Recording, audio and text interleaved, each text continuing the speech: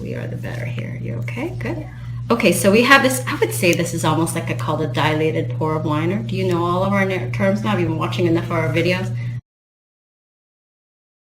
This is probably called even the dilated pore liner. It's like a cyst, or a blackhead that's pretty superficial. It's, the reason it's dark in the center is because it's what we call oxidized. Make sure I'm not hurting you, right? Never hurting you? Correct. Good. Let me see if I can squeeze a lot of this out. Here. Look at her cute little cyst there. See, it's like it's actually a cyst, I would say. I wouldn't say it's a real pore of liner.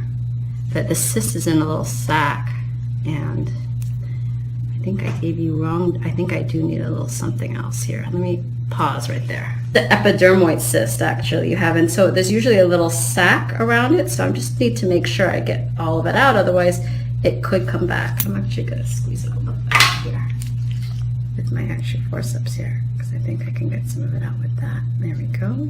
You okay, right? Yeah. Okay, good. Looks like we got most of that out here. I can show you, I'll be able to show you all the contents in a little bit, but I want to make sure I get that sac out.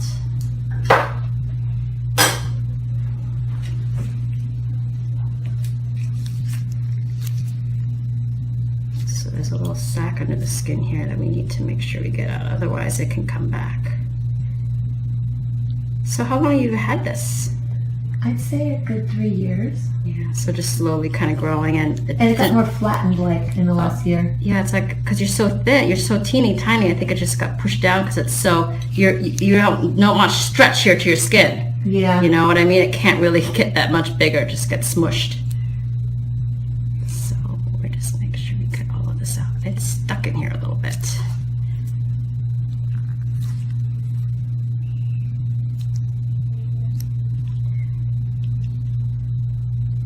A pore of liner, I thought this might be a pore of liner, but I would say it's not.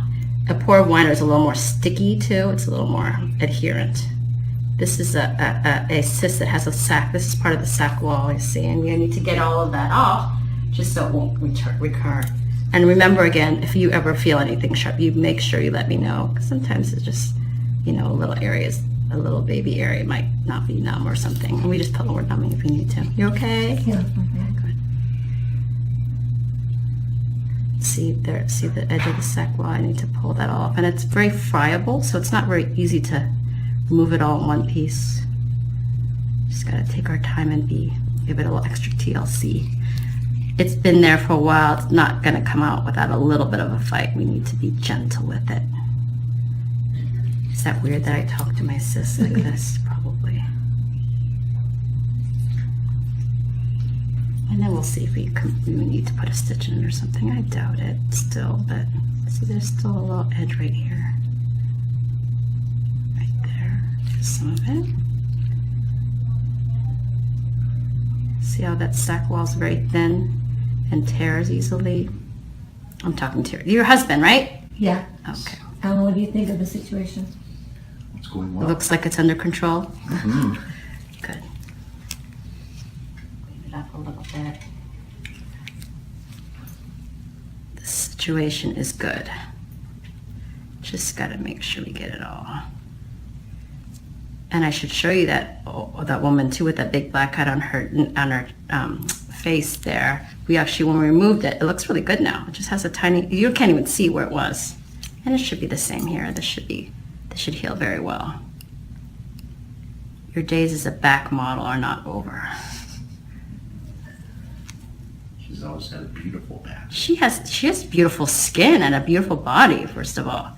And I'm sure she can probably eat whatever she wants, and it doesn't do anything. She's one of those disgusting people. She eats on that treadmill. She does. Well, at least you even exercise. Some people don't even exercise. It's a wash at that point, right? Do you really eat on the treadmill? Yes, I do. That is My so favorite is funny. like chocolate bark with like the almonds. So in why it. do you exercise then? Just Because I because can eat you like? whatever I want. Oh, I see. If you just have to do a little exercising, then you can really eat whatever you want. Yeah. Really, you're so lucky. No, I can't do that myself. Let me just trim this a little bit so it's nice and flat. A little extra skin there. Maybe I should put a stitch there. No. You know, I think I will. I think I'll just put a little top stitch on there. You're more than welcome to come in, but I could save you a trip by. And if you feel hesitant about doing that or you're concerned about it, we can definitely do that. We'll make an appointment for her anyways, okay? You okay? Mm-hmm. It's all out of there now? It is all out, yeah. I don't really have anything real dramatic to show you because it kind of came out in portions. It didn't all come out. Like the sack wasn't very, the sack wall wasn't very thick. So it didn't really come out in one full piece, but we have the video. We could show it to you.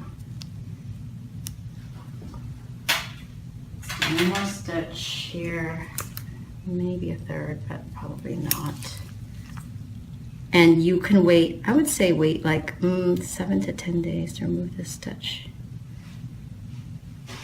I'm putting a deep one under there. Does she do you do like yoga or a lot of stretching and stuff? No, I do. I do other things like running and swimming and stuff like that. Okay.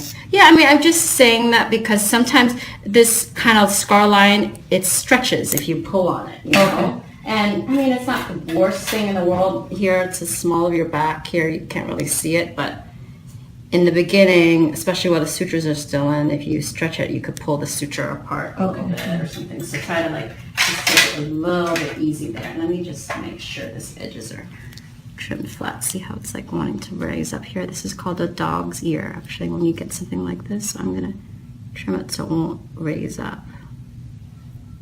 It makes a little scar line a little longer, but it won't pooch up there like that then. There we go.